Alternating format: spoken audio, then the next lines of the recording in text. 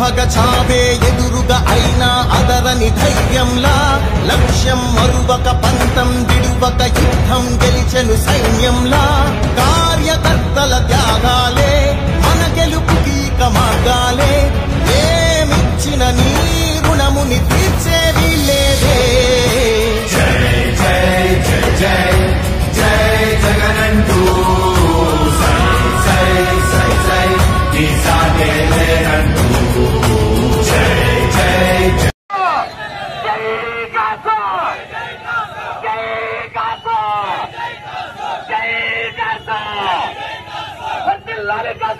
నాయకత్వం నాయకత్వం జై కాసో జై కాసో జై కాసో జై కాసో జై కాసో జై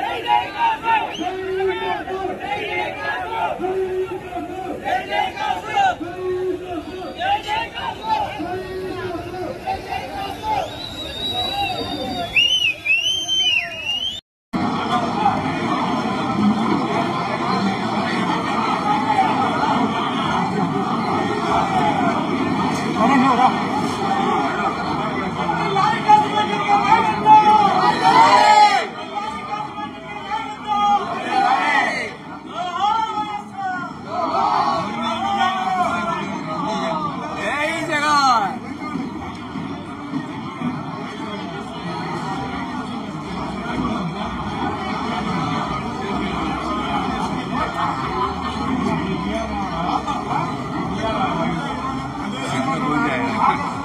చిన్న ఫంక్షన్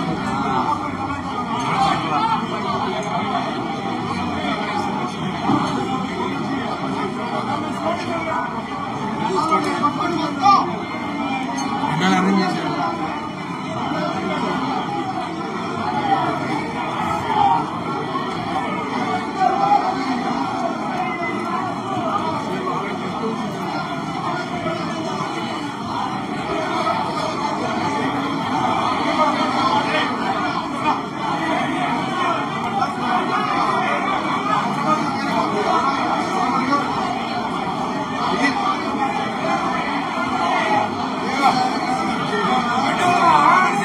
నడిచే మళ్ళీ పాయింట్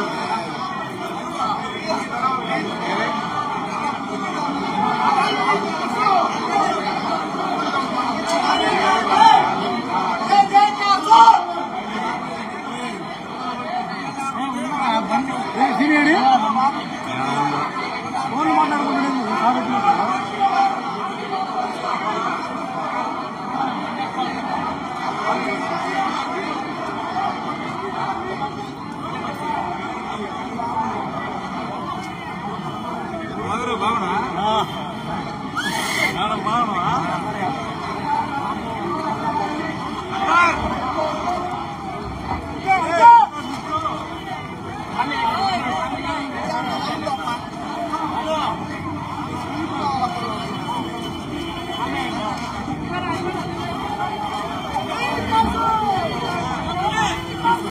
ప్రతి వ్యాధిని ఉచితంగా చికిత్స అందించడానికి జగన్మోహన్ రెడ్డి గారు రూపకల్పన చేస్తే ఈ రోజు అటువంటి కార్యక్రమాల్ని తొంగలో తొక్కి లంచాలు తీసుకొని ఆ కాలేజీని అమ్ముకుంటున్న ఈ ముఖ్యమంత్రి చంద్రబాబు నాయుడు ఉంటే ఎంత కనీసం పల్నాడులో సరైన డిగ్రీ కాలేజీ లేదు, కనీసం వైద్యం కొరకు సరైన 50 పడకల హాస్పిటల్ లేదు. ఇక్కడ ఏ వైద్యం చేయించుకోవాలన్నా విద్య కొరకైనా నర్సరావుపేట, గుంటూరు, విజయవాడ, హైదరాబాద్ పోతున్నారని ఆ రోజున మనం అందరం పట్టుబట్టి జగన్మోహన్ రెడ్డి గారిని ఒప్పించి కేంద్ర ప్రభుత్వం దృష్టికి తీసుకెళ్లి 200 కోట్లు తీసుకొచ్చి ఇటు దాచేపల్లి, అటు పిడుగురాళ్ల, మాచవరం, గురజాల అందరికీ ఆమోదయోగ్యమైన సెంటర్లు YSR medical college hospital Piduguralla వద్ద నిర్మిస్తుంటే సుమారు 60% కాలేజు 90% పూర్తయితే సంవత్సరంన్నర నుంచి కనీసం 5% కూడా పనులు చేయలేని చికెన్ అమ్ముకుంటున్న ఈ ఎమ్మెల్యే ఎరపతినేని శ్రీనివాసరావు ఉంటే అంత ఇది ఈ రోజున ఈ ప్రాంత ఈ రాష్ట్ర పరిస్థితి. ప్రతి ఆడపడుచుకి నెలకి 1500 ఇస్తాను, సంవత్సరానికి 18,000 ఇస్తానని చెప్పిన చంద్రబాబు నాయుడు గారు ఇప్పటికి దాదాపు సంవత్సరంన్నర అవుతుంటే కనీసం నెలకి 1500 మాట దేవుడికి అడుగా 15 రూపాయలు కూడా ఇవ్వలేని ఈ అబ్బా కొడుకుల ప్రభుత్వం ఉంటే ఎంత?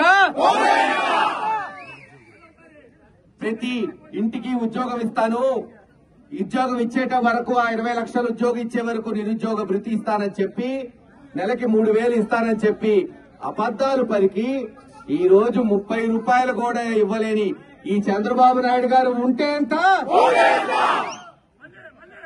రైతులు రోజు రెక్కాడితే డొక్కాడని రైతులు, రైతు కూలీలు పొలాలకు పోయి ఎండనక వాననక కష్టపడి పంటలు పండిస్తే పోయిన సంవత్సరం చూశాం. పత్తి, మిరప, వరి, కందులు, అపరాలు ఏ పంట అయినా తీసుకోండి, కనీసం గిట్టుబాటు ధర కల్పించలేని తెలుగుదేశం ప్రభుత్వం ఉంటే ఎంత? దిక్కుమాలిన ప్రభుత్వం. ఈ రోజు మళ్లీ వానలు పడ్డాయిలే, పంటలు బాగా పండుతాయిలే అనుకోని పాపం రైతులు పంటలేస్తే తెలుగుదేశం చెంచాగాళ్లు, గూండాలు యూరియాని బ్లాక్ మార్కెట్ లో అమ్ముకుంటున్న ఈ ప్రభుత్వం ఉంటే ఎంత?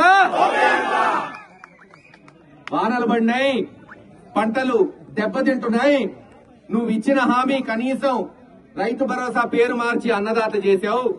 ఆ రోజు జగన్మోహన్ రెడ్డి గారు పొలానికి కనీసం 13,000, 15,000 ఇస్తుంటే 20,000 ఇస్తానని చెప్పావు. మొదటి సంవత్సరం 20,000 ఇప్పటి వరకు ఇవ్వాల. ఈ సంవత్సరం 20,000 కేవలం 5,000 ఇచ్చావు. పంటలు దెబ్బతిన్నాయి, వెంటనే 35,000 ఇవ్వంటే పంటలు బాగున్నాయిలే, మా కొడుకు బాగా రాణిస్తున్నాడు, బాగా సంపాదిస్తున్నాడు లిక్కర్లో, పంటలు ఎటుపోతే ఎందుకంటున్నా ఈ చంద్రబాబు నాయుడు గారు ఉంటే ఎంత? ఇది ఈ ప్రాంత పరిస్థితులు.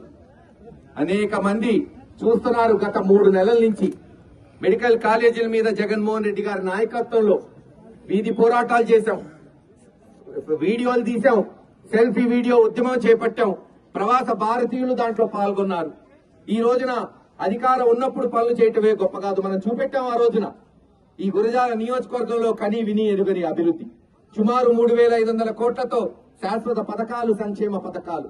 చరిత్ర కలిగిన దాచేపల్లి గురజాలను మున్సిపాలిటీ చేశాం, మెడికల్ కాలేజ్ హాస్పిటల్ తీసుకొచ్చాం, దాచేపల్లి గురజాల జాతీయ రహదారి చేశాం, పిడుగురాళ్ల బైపాస్ రోడ్డు పూర్తి చేశాం, పిడుగురాళ్ల మెయిన్ రోడ్డు వెడల్పు చేశాం, 20,000 మందికి పట్టాలు ఇచ్చాం.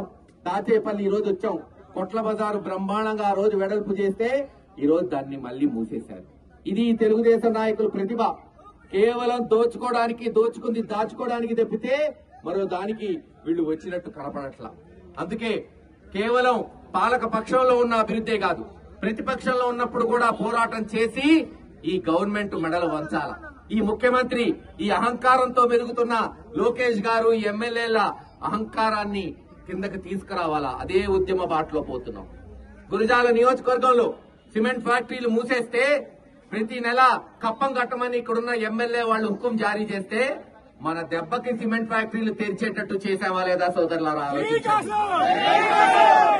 అంతేకాదు జానపాడు ఏదైతే జానపాడు రుణం తీర్చుకోవాలని ఆ రోజునైనా కేంద్ర ప్రభుత్వం దృష్టికి తీసుకెళ్లి 50 కోట్లు శాంక్షన్ చేయించి టెండర్లు పూర్తి చేసి పనులు మొదలుపెట్టి దాదాపు పనులు వేగంగా జరుగుతుంటే ఎలక్షన్లు వచ్చినాయి.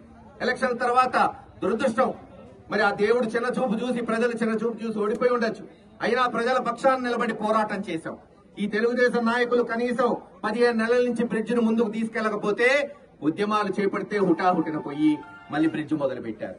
మెడికల్ కాలేజ్ ఆపేస్తే మనం ఉద్యమం చేపడితే కనీసం ఏ రోజు ఆ రోజు ఆ ఆవరణలో పోని ఎరపతినేని శ్రీనివాసరావు పరిగెత్తుకుంటూ పోయి మేమే పూర్తి చేశామంటే అది వైఎస్ఆర్సీపీ దమ్మని మరోసారి మళ్లీ చెప్తున్నా. వైఎస్ఆర్సీపీ పార్టీ జగన్మోహన్ రెడ్డి గారి సైనికులుగా మనం పాలక పక్షమా ప్రతిపక్షమా కాదు, ప్రజల పక్షాన నిలబడేదే నిజమైన నాయకుడు అని ఈ రోజున తెలియజేసుకుంటూ ఇలాగే ముందుకు సాగుతాం. ఎంత దూరమైనా పోయి ఈ రోజు చూసాం. అన్ని మెడికల్ కాలేజ్ ప్రైవేట్ పరం చేస్తుంటే మన పిడుగురాళ్ల కాలేజ్ ఆ రోజు దూర దృష్టితో జవహర్ రెడ్డి గారిని పట్టుబట్టి నేను కేంద్ర ప్రభుత్వం దృష్టికి తీసుకెళ్లి జగన్మోహన్ రెడ్డి గారి ద్వారా కేంద్ర నిధులు తీసుకొచ్చాం.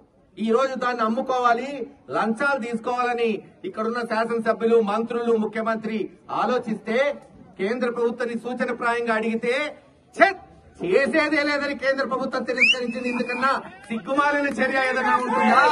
ఆలోచించండి సోదరులారా.